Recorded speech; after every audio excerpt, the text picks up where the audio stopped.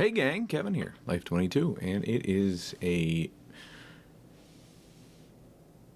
beautiful, cooling, it's a melting, it's definitely thawing outside. Tomorrow's supposed to be some nice 50-degree weather, which, hey, all right, goodbye all you snow, expect flooding, yada yada, but you didn't come here for the weather report. You came here because I'm Kevin, and a lot of times I rant. The last 2.5 months I've been sober during these rants, and there hasn't been a ton of rants. I'm ramping up the rants, but you're also probably thinking, well, it's getting close to Christmas time. You can probably hear church bells in the background, because it is, the church bells go off every 7 minutes. I don't think they actually are on an hour or 15-minute increment, or 20 or 10.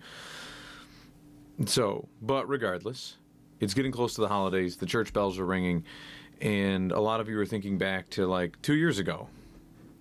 And 'twas the night before Christmas, and all through the district, not a student was safe. But I know a lot of you are thinking, oh man, he's going after Jeff. And no, I'm surprised you, I'm not going after Jeff. And I've actually had a lot of you guys are probably out there going, oh great, he's going to defend Jeff. Well, yeah, I am. Me and Jeff have butt heads over the years. I actually spoke to a couple people, and I know a lot of you were like, oh, I already read about this in the Times Herald. Did you? Did you read all of it? I know the Olean Star released something too. They're just, they're releasing stuff when they've gathered all the evidence. And I don't think they've gathered all the evidence. I don't think they can gather all the evidence. The same way that I haven't. But I wanted to let the dust settle a little bit to a degree a few days later. And I know I'm late to the punch on releasing the news that you probably are already aware of, but it's not that. It's my take that you're here for. And we all know that. That's why you're all here, is Kevin's take. But also, I have kids in the district. I hear things. I know people in the district. I hear things that you normally wouldn't hear. I foil for things that nobody ever knows that Kevin foils for. It's so funny how people don't think that I send in requests. But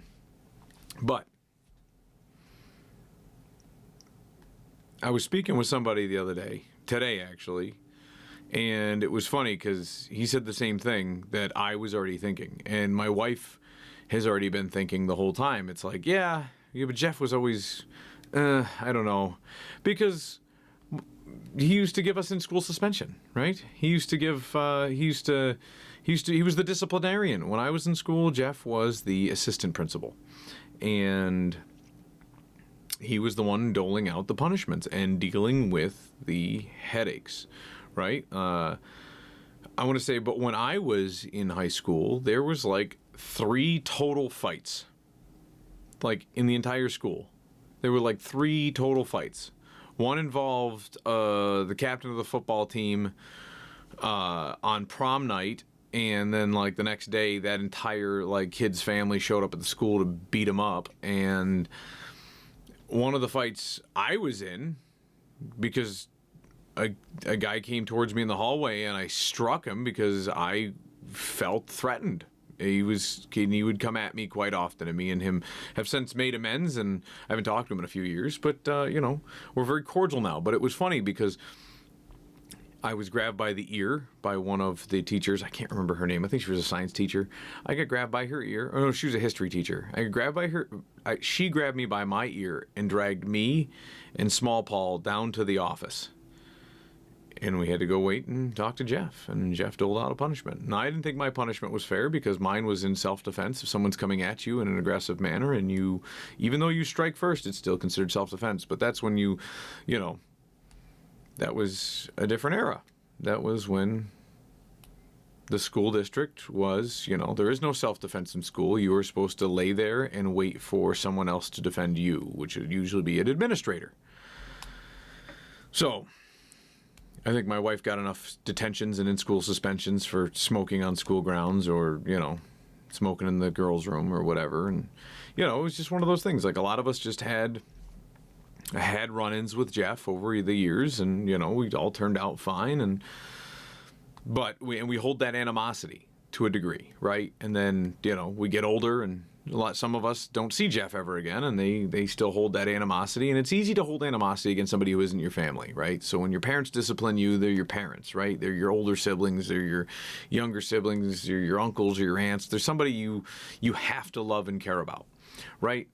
As part of your family unit. So you're more reluctant to give any grace to a person whose job it is to be the school disciplinarian, to discipline students when they violate rules and codes of conduct.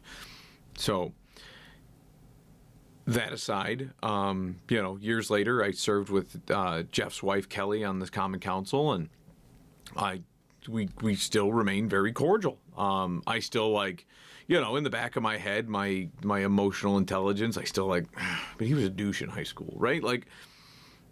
And that's something I just got to get over. And that's me. And that's a lot of people. It's a lot of people. And that's, and so all this building to the fact that, just because Jeff was a douche when I was in high school, at least that's how I saw it from my side of the fence, right? From Jeff's side of the fence, that was his job. And so you can't be faulted for, if your job is to keep the students in order and create, law and order within the school district, if you're the executive branch, if you're administering the rules and the codes of conduct, you can't fault somebody for that. And that's just something I have to get over. And my wife and the people that I talked to that I went to high school with that had run-ins with them, people have their beefs. Was Jeff stern? Was he what you would call now toxically masculine? Yeah, but I get called toxically masculine, so people like that can go kick rocks. Jeff was stern because he had to be. And I know that there's been a whole series of rumors and past incidents in the last, half decade.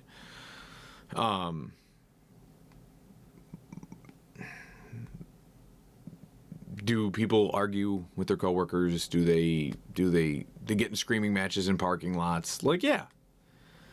But if you were to say Jeff's a jerk because he yelled at one of the teachers or something like that, because I know that happened a couple years ago and people talked about it and there's rumors circulating, and I don't know all the details on that one, but just because you don't like somebody or they suspended you in high school does not mean that you should be celebrating something that they're unjustly accused of. And that's why I'm here. That's why I'm here, because none of these facts are going to get out there. And we all know it, Jeff's career's probably over. They're going to probably force him into an early retirement, because you don't really recover from this, because it's a PR nightmare for the state. And even though Jeff is most likely innocent, like I said, I haven't seen the surveillance the footage.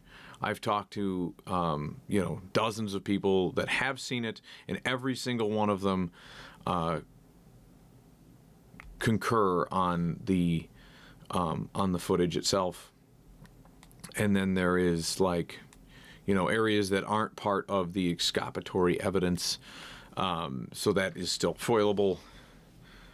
And then I also have, like I said, I have kids in the district, and that's the tail end of this is what my real point is building towards, and how actions have consequences, right? And then what you as a community member or even a parent in the district should be looking forward to moving forward, because of, we can call this,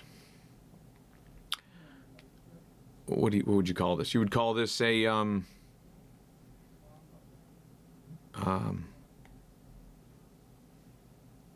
precedence. It's a precedence. So with a precedence like this, when you set something, right? So from interviews and discussions and probably doing more homework than at least the Times Herald, I know for sure, has. The assistant, so what happened on the day in question is that, and if you read the comments on Facebook, I can tell you that 95% of what people are spouting are incorrect. And when I say there's 5%, it's like, yes, there was Jeff, and then there was a kid, and that's about it. Jeff and a kid had an incident, and that's it. Like, that, out of all the stuff, like people putting their hands on their throats, people putting, the kid just minding his own business. And there's a lot of this nowadays. But this kid, who is quite a large kid, like he's a fat kid or something. No, he is he's well-built kid. I believe he's on the football team, from what I've gathered. And for fighting, this kid is on the football team, and for fighting, he is suspended 2 games into next year's season already because of fighting. He was suspended for this season, from what I've gathered, and now 2 games into next year's for fighting. So you have to take past history. Now, I don't know what causes, a kid to fight or lash out. I just know that the kid is built for football. He's like 2.25, 250 pounds. He's a big kid, and that's that's something that works in your favor later on in life when you need to lift things and do great things and play football and do stuff. But so I guess there was an altercation in the hallway, and the assistant principal had separated the two. Obviously, the aggressor, being the kid in question, was beating up on a kid that was significantly smaller, which, if you're a 250-pound kid in high school, I mean, it's not, odds are that almost every kid is going to be significantly smaller than you. So that's not saying a lot, but he was using his weight to his advantage, and he was he was the aggressor and putting a beating on this kid. So, the assistant or the vice principal did what he was supposed to do and separated the 2 kids. And one goes in one office, one goes in another, and Jeff was notified across the school district, from where he was elsewhere in the building, and he was, okay, I'm on my way. And so from that point, I guess the aggressor, the kid in question, is getting irate, like, screw this, I'm out of here, I'm leaving, I gotta get to class, what have you. And he leaves the one office, and then he's in like a common office at that point, and he tries to leave, and people are like, you can't leave, you need to, we have an incident, we need to discuss this, call your parents, what have you. I believe, from what I gather, like, the schools are supposed to have an SRO. He was out running errands, because that's what they do now, right? They're partially truancy officers, and I'm not faulting the SRO for getting an assignment from the school district and, can you deliver this certified mail or drop off a laptop? I know they do that because they have downtime and stuff when school's not in session, but I guess he wasn't on site at this point. And as the student was getting irate and attempting to leave the office, I don't know, Jeff was entering back in, hearing bits and pieces of why he had to come back into the office, but not knowing what was going on 100%, just coming in, and there is a large kid trying to leave, and other people are gesturing that he should not be leaving, and then the kid pushed Jeff. And, apparently Jeff pushed the kid back. The kid's arms went up, I believe, when he was being pushed back, and Jeff bear hugged him. From the video footage, from what I hear, there is no even like moment where hands are going up to a throat, where hands are going anywhere than a bear hug. He is a massive kid. You will need to restrain him if you keep your head down. This is what they teach us in jiu-jitsu. You keep your head down. So if the kid starts striking you, what is he going to do? He's going to hit the back of your head. You hold in tight, and you restrain the kid, because he's trying to leave. Now, also during this time period, it is between classes. And between classes, people are there's hundreds of kids in the hallway, right? It's Gen Pop, right? You have a very angry. And so if you're Jeff and you're trying to make heads or tails of this, and you're just getting, like, maybe you get bits and pieces of the details as you're rushing from wherever you were in the building to come help assist with this situation, before it even got to a, like, this kid is now irate again. He just got into a fight. He has a past history of aggression. He's showing aggression, and he is, like, there's other students in the hallway. Is Jeff aware at this time that the other student is in the other office? Is that student at the nurse's office? Jeff is just arriving. So does he know? Who knows, right? But this uncertainty is he trying to go get that other student? Could he go out in the hallway and these are things that he is charged with. He's charged with the safety and well-being of all the students in the building, being the principal of that facility. And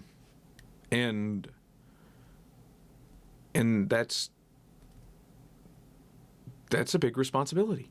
And so if one student is threatening other students, like, your job is to make decisions, and they're on the fly sometimes, and the decision to protect the other students by, like, keeping this kid in the in the office and trying to calm him down. But right now it's pretty irate, so we have to get him to a state where he is not irate. We have to get him to a state where he is, like, in a spot. Then they can, reach out and talk to his mother and discuss with, like, whoever. Like, the other kid should be able to press charges. You know what I mean? He was whooping on him. He was an aggressor. These are the different things that come into account. So Jeff bear hugs him. They get, obviously the situation kind of de-escalates relatively quickly when the kid is kind of subdued, right? Like, you get in a bear hug. Like, Jeff's not a huge guy. I want to say this kid probably outweighs Jeff, but Jeff is stocky. So he's short, and he's probably deceivingly heavier than he would look just because he is shorter. But he is a stocky guy, and I'm sure he's got a lot of muscle under there, and he can probably, get a good bear hug in and restrain a student. It's probably not, like, largely in his job description, but it is something you have to do when you are charged with the protection of the other students in the building. From FOIL requests and questioning and other things and talking to students I know that go to the school, students that I have that go to the school, things like that. Apparently, they notify the parents. I believe the mother came in. They, discussed the situation. Was very apologetic. There's footage to confirm this. I'm obviously waiting on it to be presented. Very apologetic. And I know that'll also be used, hey, I saw the footage, because obviously when the parents come in, they ask, they pretty much bring the parents up to speed. That's what they did when I was in high school. Like, I don't know why they wouldn't, in a scenario like this. I'm so sorry that my son did this and yada, yada. My issue is when within less than an hour of this mother, leaving the school, taking her son, and going to the police department. Like, if you're super apologetic and then you're, I'm sorry that my son acts this way, I'm sorry that he did this, I'm sorry, and then you immediately go to the police department when you've kind of admitted fault, or you're admitting fault on behalf of your son, and then you file a police report and file charges against the administrator who is trying to protect the other students. And the charges that were pressed against Jeff are like class 2 harassment, which you're stretching. You're really stretching on what he was actually charged with from like the statutory minimums in which you can allow to press charges, right? Because they are kind of unfounded, and you're stretching to get them.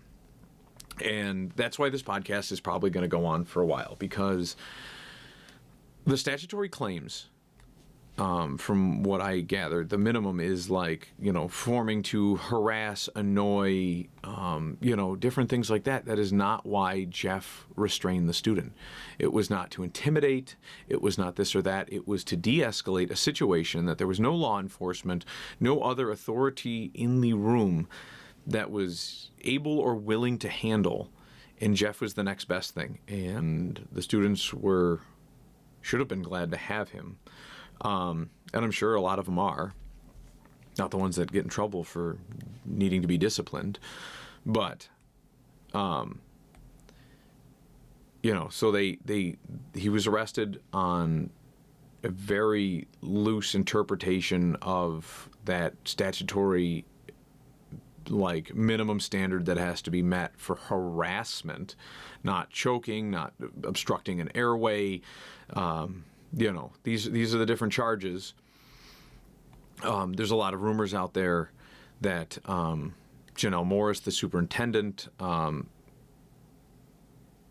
is using this to oust Jeff, because Jeff is more, he's more conservative and Republican leaning, where Janelle is left-leaning liberal, and that's actually not true. From all available metrics, I've never spoken to Janelle, but of all available metrics from people that know all parties involved and deal with the administration and deal with Janelle and deal with Jeff,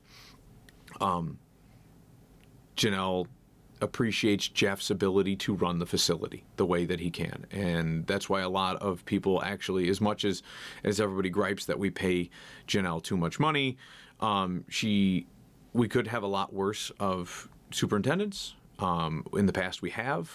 I'm sure in the future we will. But she lets, the one compliment that a lot of people have given were that she lets her administrators administer to their facilities. She lets each one of them, she delegates. It's their building, she lets them run it. She oversees, keeps in checks, provides guidance, and that's what a good leader does. So I'm not going to fault Janelle on that, and I want to dispel that rumor. I don't believe that Janelle was even going to, formally, discipline him. Why would she? He was doing something that,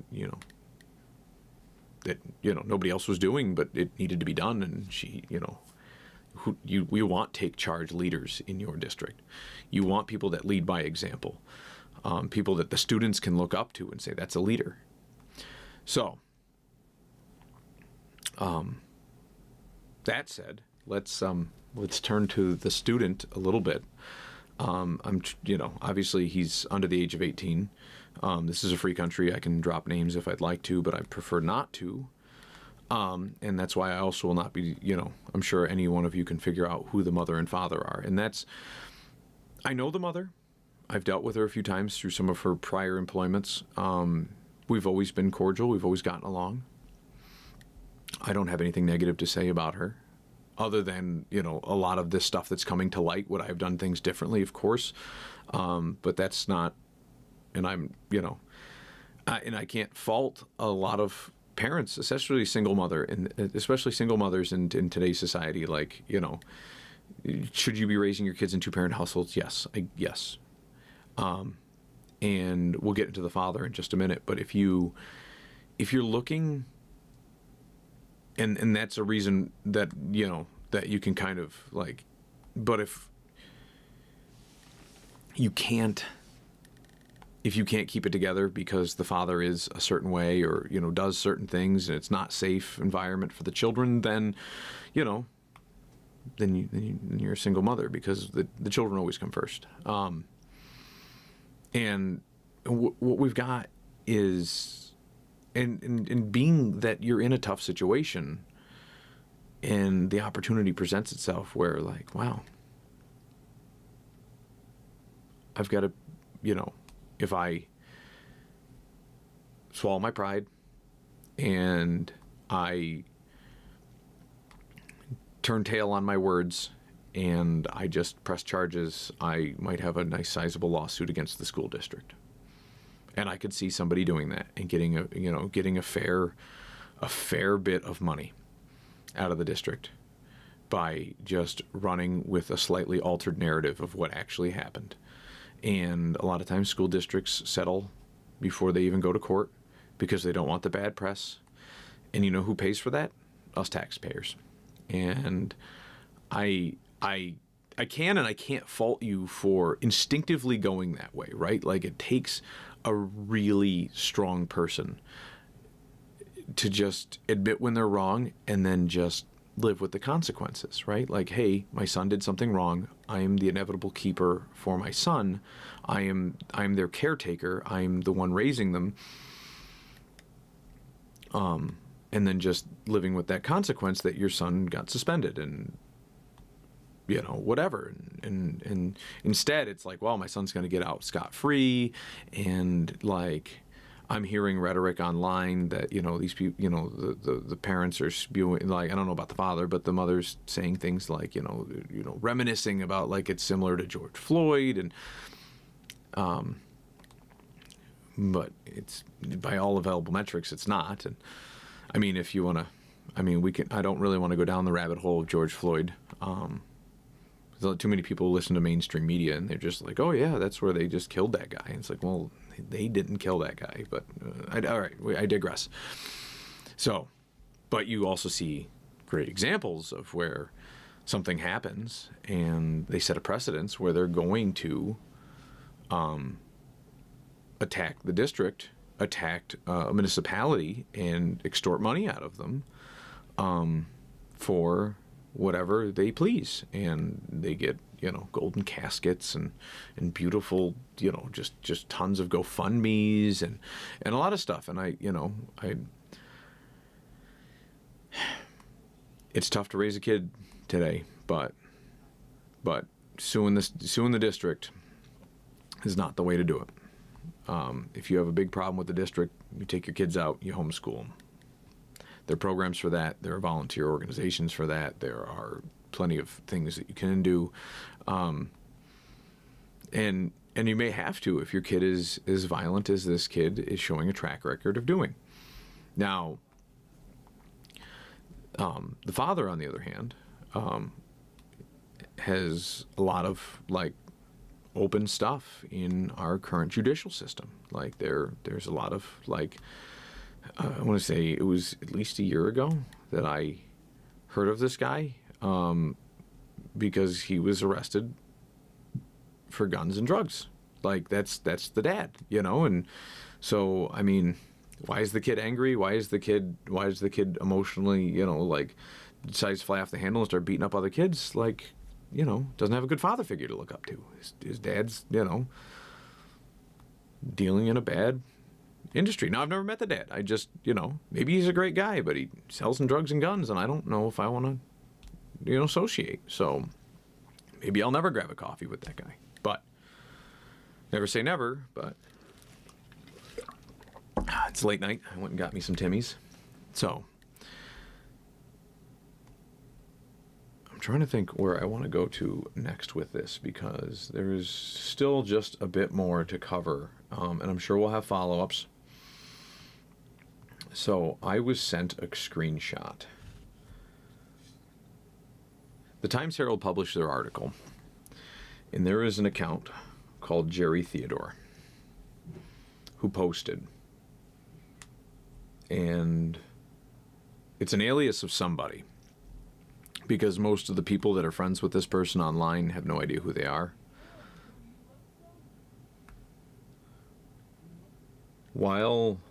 So Jerry posted this on the comment section of the Olean Times-Herald, and it was removed. And from all available metrics, there's like maybe 4 people who have knowledge to some of the questions being asked, which will lead us to one of our last questions before we get into the final summation for parents.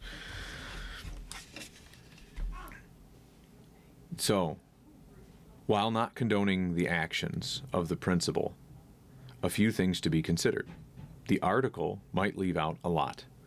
I understand that the privacy of the student needs to be protected, and the school cannot comment on personnel matters, and there is an ongoing investigation, etc., etc. But do any of us know if this student was involved in a physical altercation with another student prior to the alleged confrontation with the principal? Do we know where the other student involved in the physical confrontation was within the school? I mean, if there was one.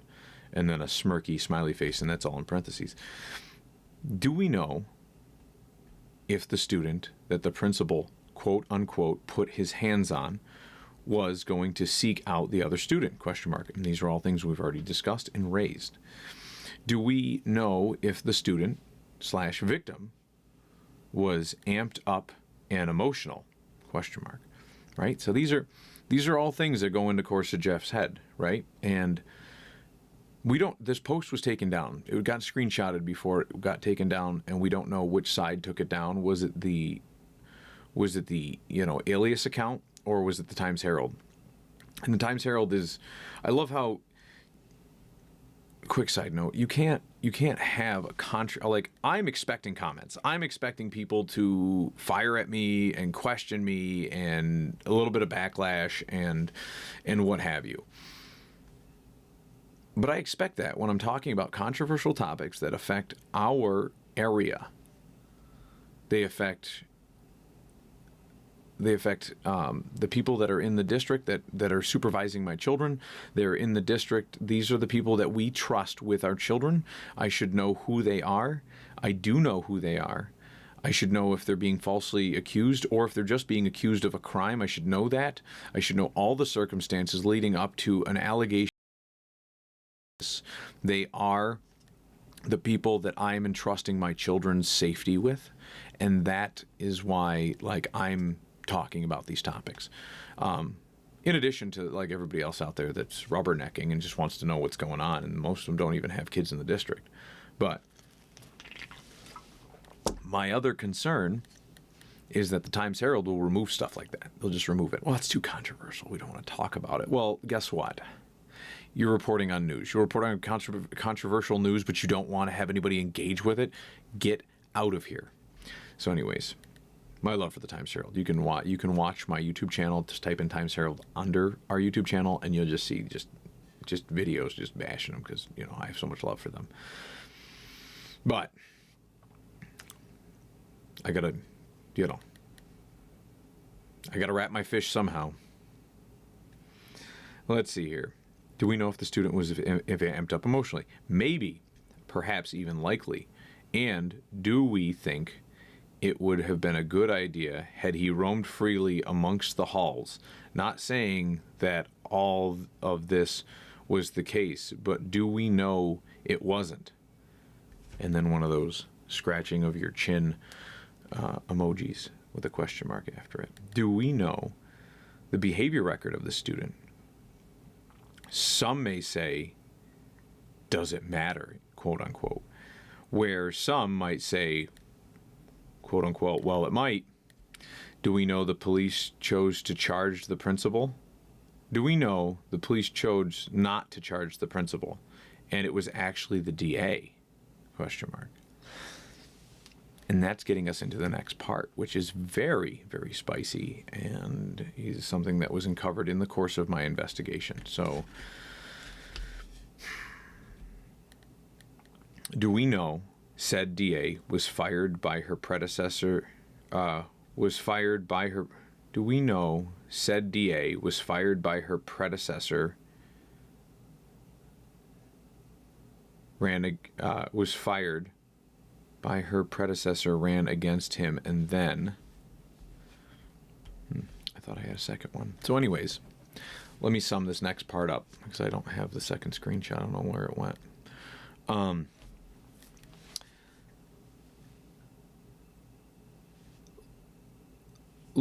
Lori Riemann is the district attorney currently, and on January 1st, well, it may, maybe she wasn't. Maybe that's the part I'm forgetting from the next screenshot. Lori Riemann's not running for district attorney again. She's just out, and it will be Ashley Smith. And we'll have more on that later in the show on a different date. But what this alias, Jerry Theodore, is pointing out is that before Lori Riemann leaves the county in her position as the district attorney, I believe it has to be voted on that she gets health insurance for life. She's not like a legislator, where if you're a legislator for so many terms, you get lifetime health insurance. And it was denied by the county chair, which is Jeff Andriano's wife, Kelly Andriano. She went on to become a county legislator, and it was declined. And so it's funny that one of the final acts of Lori Riemann is to charge Jeffrey. And it doesn't pass the smell test to be too coincidental that the police department were looking at these charges that we've discussed earlier and said, this is a stretch to meet the minimum standards. If you know any of the police officers in Olean, if you know any of the investigators and the street crimes guys and any of these different people that work under the PD, more in the investigation side of things, that these guys are the ones, like, you know what I mean, the higher up of the police department, they are not willy-nilly going to just charge people with like frivolous crimes and lag down the courts and lag down their OT on their budgets. Like, their job is to do their job and do it well. And this is such a frivolous stretch on what meets the minimum standard for second-degree harassment or whatever he was charged with, that meets this mark. And but who can override the police? The district attorney's office. And did the district attorney's office choose to do this? It appears so. And that's why something I heard in politics during COVID, and I didn't like it, but people use it. Never waste a good crisis. So now you have this incident, and people are crying George Floyd, and you've got Jeff in Jeff in a bind, and people are getting ready to get the stockades out and get the guillotine sharpened up and whatnot and behead him. And why not? Why not help? Why not pour a little gasoline on the fire? Oh, it's just water, right? Because you've got a bone to pick because you didn't get free health insurance. You're going to ruin a man's life over free health insurance for yourself. How selfish. No love lost here. So,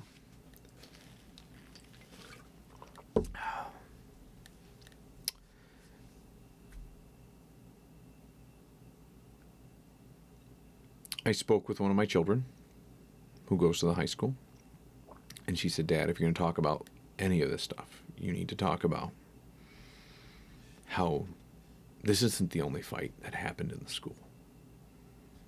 This isn't the only fights that happen. They happen all the time. We can't put actual criminals in jail. We have kids that aren't are being raised in two-parent households. The moral fabric of our society is coming down around us.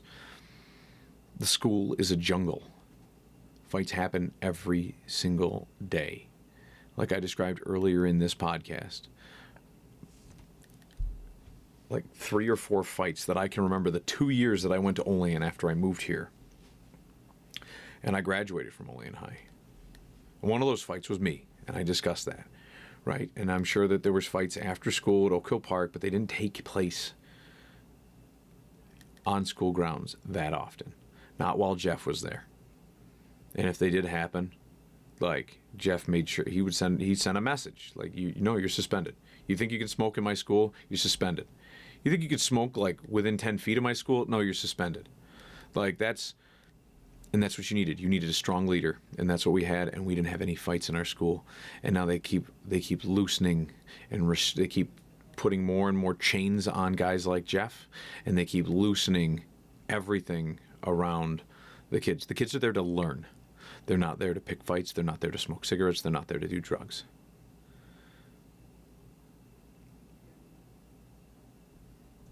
They're there to learn. To learn. So just this Friday, this past Friday, before my daughter even got to her first class, she said she was arriving at the school, and some kid was beaten so badly he had to be sent to the hospital. Not by the student in question, from the Jeff incident. Not by Jeff, not by anybody, but another student. So 2 separate students, separate from the initial incident, separate from the Jeff incident, separate, 2 completely separate students. They might know each other. They may be friends. I don't know. I'm just saying that we talked about student A and B getting an altercation, and then Jeff stepping in after the fact.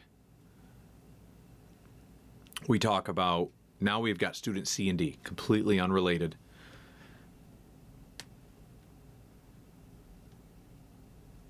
She said before she said she was arriving at the school and this altercation was happening, and one kid was beaten so badly he had to be sent to the hospital. To the hospital on a Friday morning. That should not be happening in our school. And here's the other thing. You bet your ass, if I was one of those parents, I would be suing the daylights out of the school district, and I would, because they have custody of my children. It is their job to protect them while they're in their custody. It is my job to protect my children while they're in my custody. When I submit my custody to the school district until I regain custody of my children, it is their responsibility to protect them. It is their responsibility. I said, well, why didn't anybody step in and stop it? And she goes, what, us students? I said, no. Teachers, administrators, somebody. She goes, they're all afraid. They're going to get arrested for doing their job. This has set a precedence that should frighten every parent out there. Our kids are less safe now because of some bullshit somebody is trying to pull to get a check, to get her son exonerated for something that he did and he should just see the consequences for. They ruined a man's life, and that set a precedence. They arrested him. They arrested him, and it scared everybody else. It scared all the other people that could protect your kids from the jungle that our school districts have become. They've become a jungle. They're putting our kids' lives at risk. They're just there to learn. They're not there to get their ass kicked. They're not there to learn some sort of a dominance hierarchy. We talk about that quite often on the show, about how dominance hierarchies are important for kids to learn. This is not a prison. My kids are not to go there and just buddy up to the biggest kid there and grab his pocket and walk around with him all day. This is not prison. This is a school where my children should learn, your children should learn, and they should learn peacefully.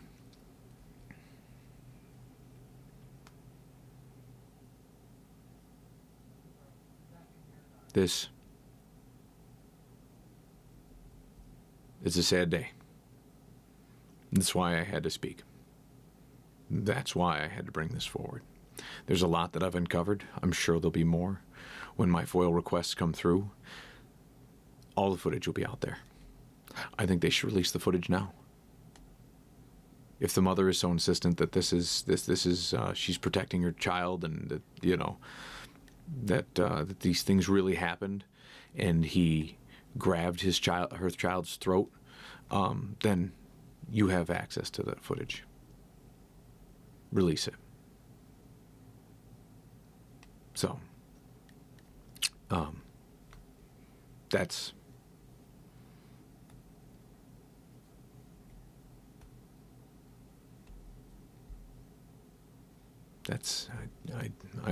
I'm stumbling now. Kevin usually is not a loss for words, and I'm at a loss for words. So,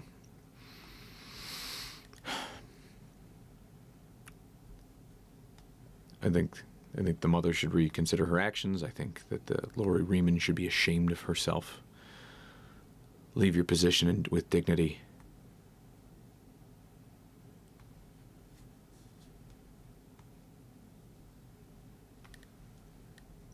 You fail up in this world a lot of times, and it's a bad incentive structure to put in, because it's putting a lot of children at risk. If I were those parents of the kid that got his ass beat to the point that he got it beat to go to the hospital, I would be suing the district. And that would not be for a money grab. But what do? I can see it from the parents and the teacher's perspective. If I step in, I'm going to go to jail. Look what they did to Jeff. They're going to send me to jail. Well, that's why I couldn't be a teacher or an administrator, because they'd be locked up right next to Jeff, because no one's going to beat a kid on my watch. So, well, gang, that's a lot to digest. If I find that other screenshot, I'll let you know. If you know who Jerry Theodore is, please write into the show, let us know. We have a lot of other things coming up too. I know it's getting close to Christmas time, but before the first of the year hits, I do have some other things I'd like to get off my chest, and we will do that on a different day. We're running close to an hour on today's show, but I do want to thank you all for listening. And if it walks like a duck, and it talks like a duck, and it sounds like corruption, and I pointed out here on the show, I think that should warrant an investigation. I really, like, there's some stuff that's going to happen that, like, and I'll explain it, I guess, on a later date, I suppose. And if a guy like Kevin can call out predictions before things come to fruition, whether it's through hunches and inside knowledge or what have you, but it smells like corruption, you should be like, wait a minute, that guy said 6 months ago that was going to happen, and then it came to fruition, and it stinks. We should do something about it. So we've got some stuff coming up, but I want to wish Jeff and his family the best of luck in their legal endeavors. I hope it works out. I hope people come to their senses, and I hope people can stop chasing the money, stop chasing revenge, and let our school districts be returned to being safe again. I plead to my school district to protect our children. Protect our children. Bring back Jeff. All right, guys, we'll catch you guys later next time on Life 22.